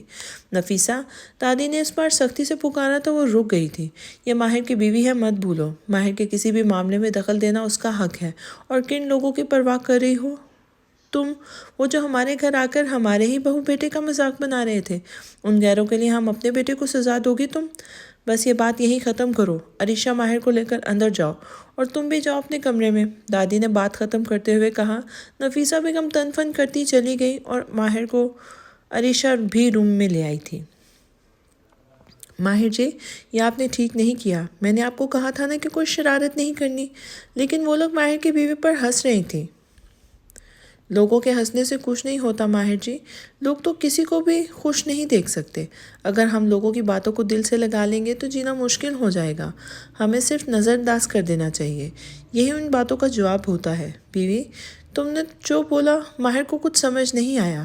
ماہر جی، آپ بھی نہ، چلیں اب سو جائیے جلدی سے، گڈ نائٹ۔ آپ اتنی جلدی جا رہی ہیں، کچھ دن رک جائے نا پلیز۔ 2 دن بعد رائنا نے جانے کی تیاری کر لی تھی۔ عریشہ نے اسے روکنے کی کوشش کی تھی۔ رائنا نے پچھلے 2 دنوں میں اس کا اتنا خیال رکھا تھا کہ وہ اسے بہت مس کرنے والی تھی۔ رک جاتی اگر زیان کے پاپا گھر پہ اکیلے نہ ہوتے، اور کوئی ہے بھی نہیں ہے نا ان کا خیال رکھنے کے لیے، اس لیے مجھے ہی جانا ہوگا۔ لیکن تم فکر مت کرو، زیان کو میں یہیں چھوڑ کر جا رہی ہوں، اور یہ تمہیں بالکل بور نہیں ہونے دے گا۔ رائنا نے اسے پہلے ہی بتا دیا تھا کہ زیان کے پاپا کو سکندر پسند نہیں، اس لیے وہ نہ اس گھر میں آتے ہیں اور نہ ہی عریشہ کا زیادہ رہنا پسند کرتے ہیں۔ اب چلی جائے گی تو بالکل اچھا نہیں لگے گا، عریشہ نے اس کا ہاتھ تھامتے ہوئے کہا۔ رائنا نے پیار سے اس کے چہرے پر ہاتھ رکھا اور اسے اس گھر میں دادی اور ماہر کے علاوہ کسی کو اس سے فرق نہیں پڑتا تھا، اور اب ایک عریشہ کا اضافہ ہو گیا تھا۔ اچھا دادی، میں نکلتی ہوں، خدا حافظ۔ وہ دونوں باہر آئیں تو دادی صوفے پہ بیٹھی تھی۔ رائنا اسے گلے ملتے ہوئے دادی نے اس کے سر پہ ہاتھ پھیرتے ہوئے دعا دی تھی۔ آپی۔ وہ باہر نکلنے ہی والی تھی کہ ماہر اسے آوازیں دیتا ہوا سیڑھیوں پر آنے لگا تھا۔ ارے ماہر، کیا ہوا؟ دھیرے چلو، گر جاؤ گے۔ اس کے ہاتھ میں چاکلیٹ کا باکس تھا جسے اس نے نیچے کر کے چھپا لیا تھا۔ آپی، ماہر آپ کے لیے گفٹ لے کر آیا ہے۔ اچھا، دکھاؤ۔ رائنا نے ہاتھ آگے بڑھایا تھا۔ آنکھیں تو بند کرو نا۔ اچھا بابا، کر لی۔ رائنا نے آنکھیں بند کی تو ماہر نے باکس ان کے ہاتھ پہ رکھا اور تالیاں بجانے لگا تھا۔ واؤ، اتنی ساری چاکلیٹس! تھینک یو ماہر، رائنا نے مسکراتے ہوئے کہا تھا۔ میں جا رہی ہوں، تم اپنی بیوی کا خیال رکھنا، اسے تنگ مت کرنا، اوکے؟ اوکے، رائنا کے تنبیہ کرنے پر وہ فوراً بولا تھا۔ High beautiful. رائنا کے جانے کے بعد وہ کچن میں ماہر کو ناشتہ کروانا تھا، اس لیے پلیٹ لگانے لگی۔ تب سکندر کی آواز سنائی دی تو پلٹ گئی تھی۔ کیا کر رہی ہو؟ وہ اس کے پاس آ کے کھڑا ہوا اور اب عریشہ گھبرا کر لب کاٹنے لگی تھی۔ کچھ نہیں، میں ماہر کے لیے ناشتہ۔ وہ اس کی اور قریب آنے لگا جس سے عریشہ گھبرا کر چپ ہو گئی تھی۔ سکندر نے اس کے چہرے پر آئی لٹ کو انگلی سے پکڑ کے پیچھے کیا تھا۔ یہ آپ کیا کر رہے ہیں؟ عریشہ نے اس کا ہاتھ ہٹایا، وہ مزید پیچھے نہیں ہو سکتی تھی۔ گھبراؤ مت عریشہ، اس گھر میں صرف میں ہی تو ہوں جو سمجھتا ہوں۔ میں جانتا ہوں کتنی تکلیف ہوتی ہوگی تمہیں ماہر کو دیکھ کر۔ وہ تو یہ نہیں سمجھ سکتا کہ بیوی کیا چیز ہوتی ہے، شادی کیا ہوتی ہے، تو تمہاری خوشی کو کیا سمجھے گا، لیکن تم فکر مت کرو، میں ہوں نا۔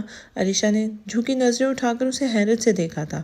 لفظ اتنے گندے نہیں تھے جتنی گندی اس کی سوچ اور نظریں تھیں۔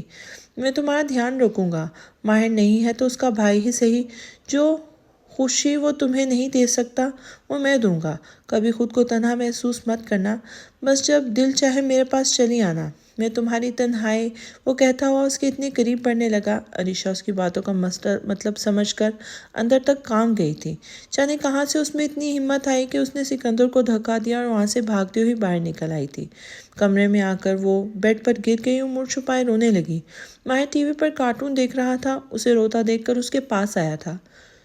کیا ہوا بیوی، تم کیوں رو رہی ہو؟ ماہر جی، پلیز مجھے اکیلا چھوڑ دیجیے، آپ جائیں یہاں سے۔ اس نے چہرہ دوسری جانب کیا تھا۔ ماہر اٹھ کر دوسری طرف آیا اور بیڈ پر دوزانوں بیٹھ گیا تھا۔ نہیں بیوی، ماہر نہیں جائے گا۔ بتاؤ نا، کیوں رو رہی ہو؟ ماہر سے غصہ ہو کیا؟ لیکن آج تو ماہر نے تمہاری بینگلز بھی نہیں مانگی۔ شادی والے دن اس کا رونا ماہر کو لگا وہ پھر چوڑیوں کے لیے رو رہی ہے۔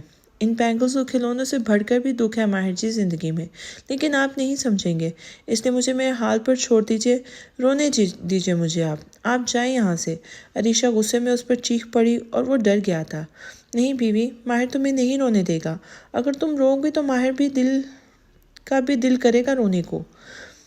وہ اس بار ڈرتے ہوئے بولا اور عریشہ اس کی جانب حیرت سے دیکھتے ہوئے اٹھ کر کھڑی ہو گئی۔ وہ اداس ہو گیا تھا، شاید وہ عریشہ کو روتا دیکھ کر عریشہ اس کے سینے سے لگ گئی تھی۔ میں تھک گئی ہوں اپنی قسمت سے لڑتے لڑتے ماہر جی، ہر بار ایک نیا غم، ایک نئی مشکل میرے سامنے آ جاتی ہے۔ میں کیا کروں، کیسے لڑوں ان مشکلوں سے؟ میرا تو ساتھ دینے والا بھی کوئی نہیں ہے ماہر جی۔ میں اکیلی ان کا سامنا نہیں کر سکتی، نہ ہی ان سے بھاگ سکتی ہوں۔ کوئی مجھے رستہ نظر نہیں آتا، میں کیا کروں؟ میں خود کو نہیں سنبھال سکتی، اپنی زندگی کو بہتر نہیں بنا سکتی، تو میں کیا آپ کے لیے کچھ کر پاؤں گی ماہر جی؟ میری ہمت تو ان لوگوں کی دو باتیں ہی سن کر دم توڑ دیتی ہے۔ مجھے کچھ سمجھ نہیں آتا میں کیا کروں۔ وہ اس کے گرد بازو لپیٹے روتے ہوئے اپنی دل کی بات بتا رہی تھی اور ماہر ناسمجھی سے اسے سن رہا تھا۔ ایک بات بولوں بیوی؟ وہ چپ ہو گئی تو ماہر نے دھیرے سے کہا۔ عریشہ نے الگ ہو کے اسے دیکھا اور اس بات میں سر ہلا دیا تھا۔ تم نے جو بھی کہا ماہر کو کچھ سمجھ نہیں آیا۔ وہ معصومیت سے آنکھیں بڑی کر کے بول رہا تھا، جیسے ڈر رہا ہو کہ اسے برا نہ لگ جائے۔ عریشہ روتے ہوئے ہنس پڑی تھی۔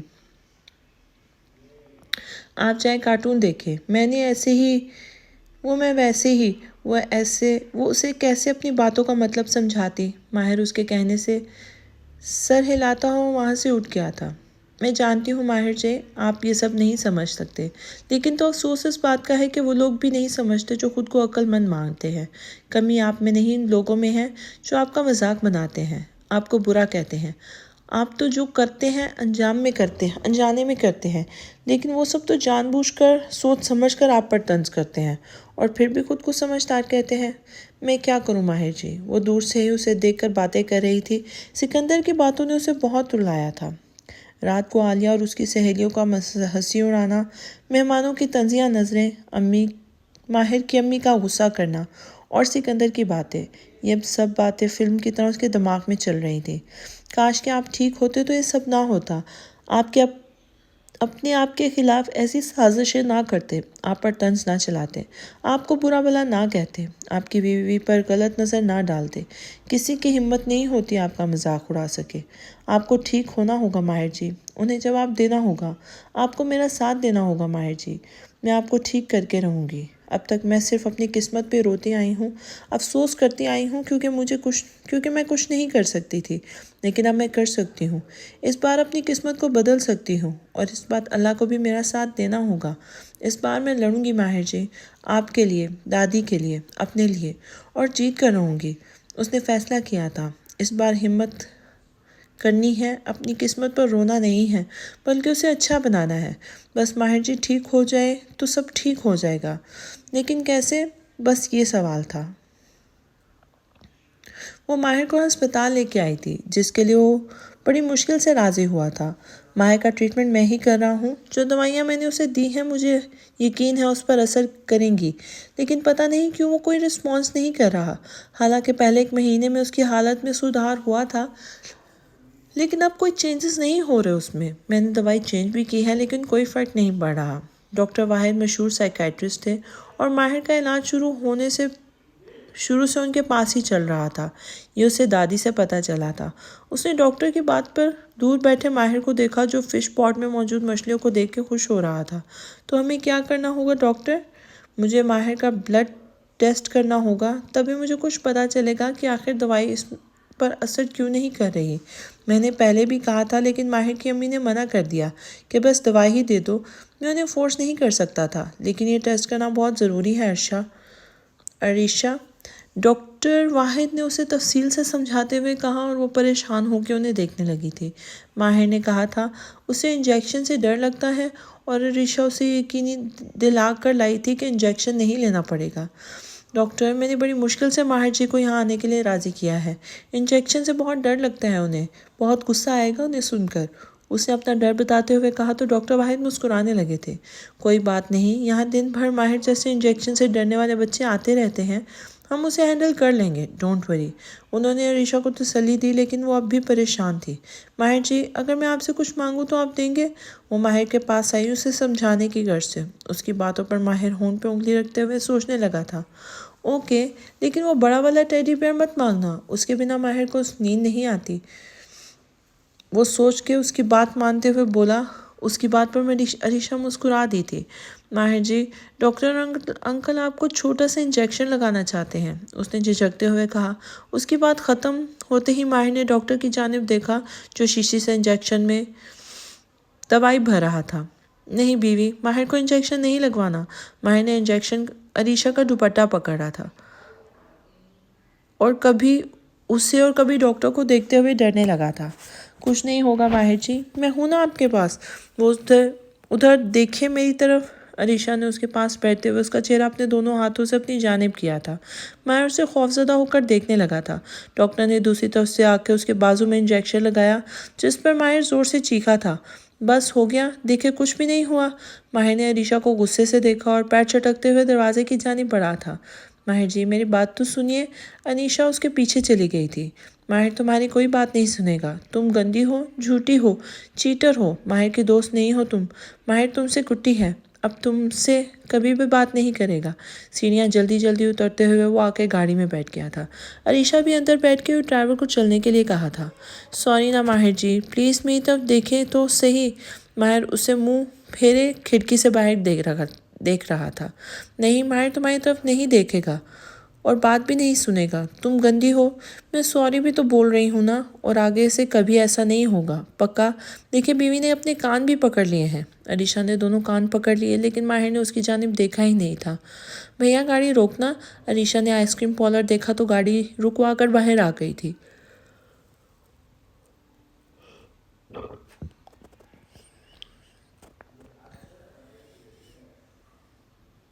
माहिर जी, आपको आइसक्रीम खानी है? उसने माहिर की जानिब से आकर पूछा तो माहिर ने उसे खफकी से देखते हुए इस बात में सर हिला दिया था। मतलब उसका गुस्सा अरीशा से था, आइसक्रीम से नहीं। ये लीजिए आपका फेवरेट चॉकलेट फ्लेवर। वो वापस अंदर आई तो आइसक्रीम उस कप उसकी जानिब बढ़ाया था। माहिर ने वो लेकर वापस मुंह फेर लिया था। अब तो गुस्सा थूक दीजिए ना माहिर जी, वरना मुझे रोना आ जाएगा, अरीशा उदास होते हुए बोली थी। ओके माहिर, घर जाकर गुस्सा थूक देगा, गाड़ी में थूकना गंदी बात होती है। माहिर नॉर्मल होकर उसे समझाने लगा। अरीशा उसकी नासमझी पर हंसती थी। मामी, आप ही हमारे साथ लूडो खेलो ना। माहिर और जियान डाइनिंग टेबल पर बैठे लूडो खेल रहे थे। माहिर जीतने पर तालियां बजा रहा था और जियान मायूस शक्ल बनाए बैठा था। अरीशा माहिर के लिए खाना लेकर आई थी। नहीं जियान, मुझे लूडो खेलना नहीं आता। अरीशा को कभी मौका ही नहीं मिला था कोई खेल खेलने का, उसका बचपन तो खो चुका था। कोई बात नहीं मामी, मैं आपको सिखा दूंगा। तुम क्यों सिखाओगे? माहिर तुमको सिखाएगा, उसके बाद हम दोनों सबको हराएंगे। माहिर ने जियान को जुबान दिखाई थी। मामू, खुद तो मुझसे रोज़ हार जाते हो, आप क्या मामी को सिखाओगे? मामी, मैं आपको सिखाऊंगा। बीवी सिर्फ माहिर से सीखेगी, क्योंकि बीवी माहिर की बेस्ट फ्रेंड है। माहिर ने अरीशा का बाजू थामा और दोनों हाथों से पकड़ लिया था। मामी, आपकी नहीं, मेरी बेस्ट फ्रेंड है। जियान भी आज जिद पे था। बीवी, तुम माहिर की फ्रेंड नहीं हो या जियान की? तुम माहिर की फ्रेंड होना, जियान की नहीं होना। माहिर ने उसकी जानिब देखा था। मामी, बस आप दोनों क्यों झगड़ रहे हैं? मैं आप दोनों की दोस्त हूँ और मुझे दोनों मिलके खेलना सिखाएंगे। ओके ओके, दोनों एक आवाज़ होकर बोले और अरीशा हंसती थी। बीवी, जल्दी खिलाओ, माहिर को बहुत भूख लगी है। क्या मामू, इतने बड़े हो गए हो फिर भी मामी के हाथ से खाना खाते हो? Shem Shem. जियान माहिर के मुकाबले में ज़्यादा समझदार था। बीवी, तुम माहिर को खिला रही हो ना, इसलिए जेलस हो रहा है। माहिर अरीशा के कान के करीब हाथ ले जाकर बोला और धीरे से हंसने लगा था। माहिर भाई, अंदर जाइए अपने रूम में। आलिया अंदर आते हुए बोली थी। क्या हुआ आलिया? मेरी कुछ फ्रेंड्स आई हैं, आप माहिर भाई को लेकर अंदर जाएं। अरीशा को पूछने पर उसने बेनियाजी से जवाब दिया था। किचन के सामने बड़ा सा डाइनिंग एरिया था, وہ ٹھیک سامنے صوفے رکھے ہوئے تھے۔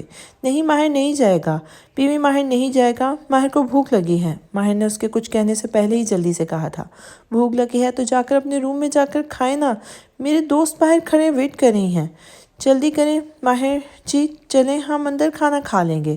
چلو زیان، وہ اٹھی اور پلیٹ بھی ہاتھ میں اٹھا لی تھی۔ نہیں بیوی ماہر کو یہی کھانا کھانا ہے، اندر نہیں جانا۔ ماہر نے عریشہ کا ہاتھ پکڑ لیا تھا۔ کمپرومائز نہیں کرنا ہے عریشہ، اگر ان کے منہ بند کرنے ہیں تو تجھے منہ کھولنا ہوگا۔ عریشہ اسے سمجھاتے ہوئے اس کے پہلے دل سے آواز آئی اور وہ واپس بیٹھ گئی اور اسپون اس کی جانب بڑھایا تھا۔ لیجئے۔ عالیہ نے اسے واپس بیٹھتے دیکھا تو اس کے پیشانی پر لکیریں آ گئی تھیں۔ سنا نہیں آپ نے میں نے کیا کہا، لے کر جائیں انہیں۔ تم نے نہیں سنا عالیہ، ماہر جی نہیں جانا چاہتے اندر۔ آخر ان کے یہاں بیٹھنے سے پریشانی کیا ہے؟ اس کی بات ختم ہونے سے پہلے ہی عریشہ نے اسے دیکھا تھا۔ پریشانی یہ ہے کہ میں نہیں چاہتی کہ میری دوستوں کے سامنے اپنا پاگل پن کریں اور میری امیج خراب ہو۔ تمیز سے بات کرو عالیہ، مت بھولیں تمہارے بڑے بھائی ہیں اور جن کے لیے تم انہیں پاگل کہہ رہی ہو وہ غیر لوگ ہیں۔ عریشہ نے سختی سے کہا تھا۔ مجھے تم سے بحث نہیں کرنی، انہیں لے کر جاؤ یہاں سے۔ ماہر جی کہیں نہیں جائیں گے، وہ اپنے گھر میں اپنی جگہ پر ہیں۔ اگر کسی کو ان سے پرابلم ہے تو اسے گھر میں آنے کی ضرورت نہیں ہے، اور اگر تمہیں اپنے بھائی کی موجودگی سے شرم آ رہی ہے تو تم اپنے دوستوں کو لے کر کہیں اور جا سکتی ہو۔ عریشہ نے اسے آرام سے جواب دیا اور اس سے خالی نظریں ہٹا لی تھی۔ موم باہر آئیں، عالیہ نے زور سے پکارا تھا۔ کیا ہو رہا ہے، کیوں چلا رہی ہو؟ نفیسہ بیگم جھنجھلا کر باہر نکلی تو عالیہ نے مرچ مسالے لگا کر سب بتا دیا تھا۔ آپ ہی بتائیں امی جی، میں نے کچھ غلط کہہ دیا ہے؟ آپ ہی تو کہتی ہیں نا کہ ماہر جی آپ کو سب سے زیادہ عزیز ہیں۔ نفیسہ کے دیکھنے پر عریشہ اس کے پاس آئی۔ نفیسہ کے جھوٹے پیار جتانے کا آج اس نے فائدہ اٹھانا چاہا تھا۔ تم غلط سمجھ رہی ہو عریشہ، عالیہ نے صرف اس لیے کہا ہے کیونکہ وہ نہیں چاہتی کہ کوئی اس کے بھائی کا مذاق اڑائے۔ نفیسہ نے بجائے اس سے الجھنے کے میٹھے الفاظ استعمال کیے تھے۔ وہی تو میں کہہ رہی ہوں امی جی، عالیہ کو ایسے دوست بنانے ہی نہیں چاہیے جو اس کے بھائی کا مذاق بنائے، بناتے وقت اپنی دوستی بھی بھول جائے۔ دوست ایسے نہیں ہوا کرتے۔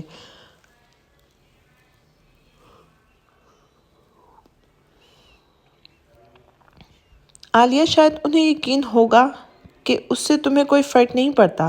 عریشہ نے عالیہ کو لاجواب کر دیا تھا۔ امی جی آپ کہیں نا عالیہ سے کہ اپنے دوستوں کو لے کر کسی ہوٹل یا کیفے میں چلی جائے۔ آپ بھی تو نہیں چاہیں گی کہ کوئی ماہر جی کا مذاق بنائے، ہے نا؟ اسے پتا تھا کہ نفیسہ سے کس طرح بات کرنی ہے، اس لیے وہ اس نے چہرے پہ موجود غصہ نظر انداز کرتے ہوئے بولی۔ عالیہ نے اپنی ماں کو خاموش دیکھا تو اسے گھور کر پلٹی تھی۔ واقعی بہت قابو میں ہیں آپ نے، قابو رکھا ہے آپ نے اپنی بہو کو۔ جاتے ہوئے دوی آواز میں اپنی ماں کو تانا مارنا نہیں بھولی تھی۔ رکو عالیہ، عریشہ اس کے پاس آئی تھی۔ آج اپنی دوستوں کو یہ ضرور بتانا کہ یہ گھر ماہر جی کا ہے۔ جو ان کی عزت کرے گا اس گھر میں صرف اسی کی عزت ہوگی۔ اسے جتانے کے ساتھ وہ دھمکا بھی چکی تھی اور وہ پیر پر ٹکتی ہوئی ماں کو گھور کر باہر نکل گئی تھی، اور نفیسہ بیگم عریشہ کا نیا روپ دیکھ کے حیران رہ گئی تھی۔ میرا دل بہت بے چین ہے ڈاکٹر، جاننے کے لیے کہ رپورٹ میں کیا ہوگا، اسی لیے آپ کا میسج آتے ہی میں یہاں آ گئی تھی۔ صبح جلدی سے وہ ہسپتال چلی آئی تو ڈاکٹر کا میسج آتے ہی میرا شک صحیح تھا عریشہ، ماہر پر میری دوائی اس لیے اثر نہیں کر رہی کیونکہ اسے ایک بھی دوائی نہیں دی جا رہی۔ عریشہ کو ڈاکٹر کی بات سن کر حیرانگی ہوئی تھی۔ یہ ایک ایسی دوائی ہے جس سے ماہر پر نہ تو کوئی دوا اثر کر سکتی ہے اور نہ ہی اس کی حالت میں سدھار ہو سکتا ہے۔ لیکن ڈاکٹر میں تو آپ کو ساری دوائیاں دکھا چکی ہوں، وہ بھی آپ ہی کی دی ہوئی، اس کے علاوہ تو کوئی دوائی دی ہی نہیں جاتی انہیں۔ عریشہ نے دماغ پر زور ڈال کر سوچا لیکن اسے کچھ یاد نہیں آ رہا تھا۔ ہو سکتا ہے تمہیں پتہ ہی نہ چلا ہو، تمہاری غیر موجودگی میں کبھی اسے دوائی دی گئی ہو۔ ان کی باتوں پر موجود اشارے کو عریشہ سمجھ گئی تھی۔ ڈاکٹر واحد ان کے گھر کے ہر راز سے واقف تھے شاید۔ اس دوائی کو بند کرنا بہت ضروری ہے عریشہ، جب تک وہ بند نہیں ہوگی کوئی دوائی کا فائدہ نظر نہیں آئے گا تمہیں۔ بہت دھیان رکھنا ہوگا کہ وہ دوائی اسے کیسے دی جا رہی ہے۔ اس کے کھانے کی ہر چیز کا سیمپل مجھے بھیجو، چاکلیٹ، آئس کریم، یہاں تک کہ پانی کا بھی ٹیسٹ کر کے ہی پتہ چلے گا کچھ۔ ڈاکٹر نے اسے سمجھاتے ہوئے کہا تو اس نے سر اس بات میں ہلایا تھا۔ تم سمجھتی کیوں نہیں؟ میں اس سے فی الحال دشمنی نہیں کر سکتی، وہ ماہر کی بیوی ہے۔ اگر بات بگڑ گئی تو بڑھیا اس سے اور ماہر کو ہم سے دور کر دے گی۔ کچھ مہینوں کی بات ہے، جب تک ماہر کی پوری جائیداد پوری طرح ہماری نہیں ہو جاتی۔ اس کے بعد کوئی کہہ رہا ہے کوئی کیوں برداشت کرے گا؟ عالیہ غصے میں تھی کہ اس کی ماں نے عریشہ کو کچھ نہیں کہا تھا۔ نفیسہ نے اپنی وجہ بتائی تھی۔ موم، یہ سب باتیں میں جانتی ہوں، لیکن میری ایک بات یاد رکھیے گا آپ، یہ لڑکی آپ کے لیے بہت مشکل بننے والی ہے، عالیہ نے انہیں وارن کرتے ہوئے کہا اور وہاں سے چلی گئی تھی۔ بات تو صحیح ہے، بہت زیادہ اڑ رہی ہے، لگتا ہے پر اترنے پڑیں گے اس کے۔ نفیسہ بیگم کو اپنے غصے کسی طرح تو نکالنا تھا۔ باہر سے ماہر کے ہنسنے کی آواز آ رہی تھی۔ وہ روم سے باہر آئی تو ماہر اور زیان بھاگ رہے تھے۔ نفیسہ بیگم کچن میں آئی، اوون میں کیک رکھا ہوا تھا۔ انہوں نے احتیاط سے کیک باہر نکال کر رکھا اور باہر آئی تھی۔ ماہر، یہاں آؤ۔ انہوں نے دیکھا زیان وہاں موجود نہیں تھا تو ماہر کو باہر سے آواز دی اور اس کے پاس گیا تھا۔ وہ دیکھو، تمہاری بیوی نے تمہارے لیے چاکلیٹ کیک بنایا ہے۔ سچی؟ Chocolate cake? واؤ! ماہر خوش ہوتے ہوئے ہونٹوں پر زبان پھیرنے لگا۔ ہاں جاؤ اور وہ برتن اٹھا کر ٹیبل پر لے آؤ۔ ماہر نے گردن ہلا دی اور اندر جا کر برتن اٹھانے لگا۔ برتن اتنا گرم تھا کہ ہاتھ لگاتے اس کے منہ سے زور کی چیخ نکلی تھی۔ آہ ممی ممی! وہ زور سے چلاتے ہوئے اپنا ہاتھ جھٹکنے لگا اور نفیسہ اپنے کمرے میں چلی گئی۔ اس کی آواز پر عریشہ کمرے سے باہر بھاگتی ہوئی آئی تھی۔ کیا ہوا ماہر جی؟ اس نے گھبرا کر پوچھا تھا۔ بیوی ماہر کا ہاتھ جل گیا ہے، دیکھو۔ عریشہ نے دیکھا، اس کے دونوں ہاتھ سرخ ہو گئے تھے اور وہ رو رہا تھا۔ عریشہ نے جلدی سے اسے کچن میں موجود کرسی پر بٹھایا اور فریج سے ٹھنڈا پانی لے کر جگ میں اس کا ہاتھ ڈال دیا تھا۔ کیسا شور ہے؟ نفیسہ انجان بنتے ہوئے وہاں آئی تھی۔ ٹھیک ہو جائے گا ماہر جی۔ ماہر کو روتا دیکھ کر عریشہ بھی رونے لگی تھی۔ کیا ہوا عریشہ؟ امی جی دیکھیں نا، ماہر کا ہاتھ جل گیا ہے۔ یا اللہ، یہ کیسے ہو گیا؟ انہوں نے مصنوعی حیرت جتائی تھی۔ عریشہ کا دھیان ان کی طرف تھا ہی نہیں، وہ ماہر کو دیکھ کر تکلیف محسوس کر رہی تھی۔ اتنی غیر ذمہ دار کیسے ہو سکتی ہو تم؟ جانتی ہو نا ماہر کتنا ناسمجھ ہے، اسے اکیلا کیوں چھوڑا تم نے؟ یہی خیال رکھ رہی ہو میرے بیٹے کا؟ کیا ہوا نفیسہ؟ دادی بھی ان کی آواز پر کمرے سے باہر نکل آئی تھی۔ دیکھ رہے ہیں امی جی، کیا آپ کی لاڈلی بہو نے میرے بچے کا ہاتھ جلا دیا۔ باتیں تو اتنی بڑی بڑی کرتی تھی، لیکن یہ کام اپنے شوہر کا دھیان تک نہیں رکھ سکتی ہے۔ میں سچ کہہ رہی ہوں دادی، مجھے بالکل نہیں پتا تھا کہ ماہر کچن میں ہے۔ میں تو بس واش روم۔ دادی عریشہ اور ماہر کے قریب آ کر حیرت سے نفیسہ کی باتیں سن رہی تھی۔ عریشہ نے کچھ کہنا چاہا لیکن نفیسہ نے بیچ میں ہی اس کی بات کاٹ دی تھی۔ صفائیاں دینا بند کرو، اگر تم سے نہیں ہوتا تو صاف صاف کہہ کیوں نہیں دیتی؟ کیوں ماہر کی سگی بننے کا ناٹک کرتی رہتی ہو؟ عریشہ بیوی، باتیں کرنا بہت آسان ہوتا ہے، دوسروں کو اپنے شوہر کی عزت کرنا سکھا رہی ہو، پہلے خود تو اپنی بیوی ہونے کا فرض نبھا لو۔ بس نفیسہ، عریشہ تم ماہر کو لے کر جاؤ اور مرہم لگاؤ۔ دادی نے ہاتھ اٹھا کر نفیسہ کو روکتے ہوئے کہا تو عریشہ ماہر کو لے کر روم میں چلی گئی تھی۔ ہاں، آپ کیوں اسے کچھ نہیں کہیں گی؟ آپ کو تو اس کی غلطیاں نظر ہی نہیں آتی نا؟ سب دکھ رہا ہے مجھے کہ کون صحیح ہے اور کون غلط، اور کس کو میرے ماہر کی فکر ہے، سب جانتی ہوں میں۔ دادی اس کی بات کا مطلب سمجھ کر وہ چپ رہی تھی۔ دادی چلی گئی اور نفیسہ خوش ہوتے ہوئے مسکرا دی تھی۔ انہوں نے ماہر کو زخم دے کر عریشہ کو چوٹ تو دے دی تھی، لیکن زبان سے بھی اتنا کچھ کہہ گئی تھی۔ انہیں اب سکون محسوس ہو رہا تھا۔ ٹھیک ہو جائے گا ماہر جی۔ عریشہ نے اس کے دونوں ہاتھوں پر آئنٹمنٹ لگائی اور انہیں تھامتے ہوئے کہا۔ اس کا چہرہ اور آنکھیں بھی سرخ ہو رہی تھی۔ بہت جل رہا ہے بیوی، ماہر کو دکھ رہا ہے۔ آپ نے گرم برتن کیوں پکڑا ماہر جی؟ آپ کیوں گئے تھے کچن میں؟ عریشہ کو بھی اسے تکلیف میں دیکھ کے بہت تکلیف ہو رہی تھی۔ ماہر کی ممی نے ماہر کو بلایا کہ بیوی نے تمہارے لیے کیک بنایا ہے، اس لیے ماہر گیا تھا کچن میں۔ وہ ہنوز اپنے ہاتھوں کو دیکھ رہا تھا اور وقفے سے پھونک رہا تھا۔ عریشہ کو سمجھنے میں دیر نہیں لگی تھی۔ تو آپ دھیان سے پہلے چیک کرتے نا، یا کسی بڑے کو کہتے۔ مجھ سے وعدہ کیجیے کہ آئندہ آپ ایسا نہیں کریں گے، عریشہ نے اس کے چہرے پر ہاتھ رکھتے ہوئے کہا اور ماہر نے گردن ہلا دی تھی۔ وہ اسے کیسے بتاتی کہ اپنی ہی ماں سے بچ کے رہے وہ اس کی دشمن ہے۔ بیوی بہت دکھ رہا ہے۔ ماہر ہاتھوں پر بار بار پھونک مار رہا تھا۔ عریشہ نے اس کے ہاتھوں کو اوپر کرتے ہوئے پھونکیں مارنا شروع کر دی تھی۔ شاید ماہر کو اس سے راحت محسوس ہو رہی تھی، تبھی وہ سکون سے آنکھیں بند کرنے لگا تھا۔ میں جانتی تھی مجھ سے بدلہ لینے کے لیے آپ کچھ نہ کچھ ضرور کریں گی، لیکن آپ نے ماہر کو چوٹ پہنچائی ہے، اپنے ہی بیٹے کو۔ وہ آپ کو ماں کا درجہ دیتا ہے۔ کتنی بے رحم ہیں آپ۔ ماں کو اپنے بچوں کی حفاظت کرتی ہیں، انہیں ہر مشکل سے بچاتی ہیں، اور آپ ماں کہلانے کے لائق ہی نہیں ہیں۔ ماہر سو چکا تھا اور عائشہ اس کے چہرے پر اب بھی تکلیف کے آثار دیکھ سکتی تھی۔ آپ جتنا درد آپ کی وجہ سے ماہر کو ہو رہا ہے نا، اب اتنا ہی درد آپ کو بھی ہوگا۔ یہ دولت بہت عزیز ہے نا آپ کو، تو تیار رہیے گا، کیونکہ اب میں آپ کی ہر شے پر، آپ کی عزیز شے پر چوٹ کروں گی۔ عائشہ اپنی سوچ میں گم تھی کہ دروازے پر دستک ہوئی تھی۔ ماہر سر کے لیے دودھ۔ ملازم نے ٹرے اس کی جانب بڑھائی تھی۔ وہ سو گئے ہیں، آپ اسے واپس لے جائیں۔ جی اچھا۔ ملازم سر ہلاتے ہوئے چلا گیا تھا۔ رحیم، ماہر کو دودھ نہیں دیا؟ نفیسہ بیگم نے اسے دودھ واپس لاتے ہوئے دیکھا تو رک کر پوچھا تھا۔ نہیں میم، ماہر سر سو گئے ہیں۔ بے وقوف، کتنی بار کہا ہے تم سے، جاؤ اور اسے جگا کر دودھ پلاؤ، اور جب تک دودھ نہ پیے تم واپس مت آنا۔ جی۔ ملازم نے واپس آ کر ماہر کے روم کے دروازے پہ دستک دی تھی۔ میں نے آپ سے کہا نا ماہر جی سو گئے ہیں، عائشہ نے حیرت سے کہا تھا۔ وہ میڈم نے کہا ہے انہیں جگا کر دودھ دینا ہے۔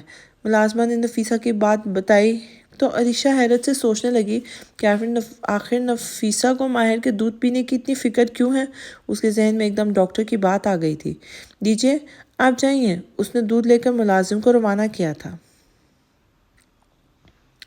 تمہارا شک صحیح تھا عائشہ، دوائی اسی دودھ میں ملی ہوئی ہے۔ اس نے صبح ہوتے ایک نوکر کے ہاتھ دودھ کی جانچ کروانے کے لیے ہاسپٹل بھیج دیا تھا، اور کچھ ہی گھنٹوں کے بعد ڈاکٹر نے فون سے اسے بتایا تھا۔ جو ماں اپنے بیٹے کی جان کی دشمن ہے، مجھ سے بدلہ لینے کے لیے اسے چوٹ پہنچا سکتی ہے، وہ اس کا اتنا خیال رکھے ہو ہی نہیں سکتا۔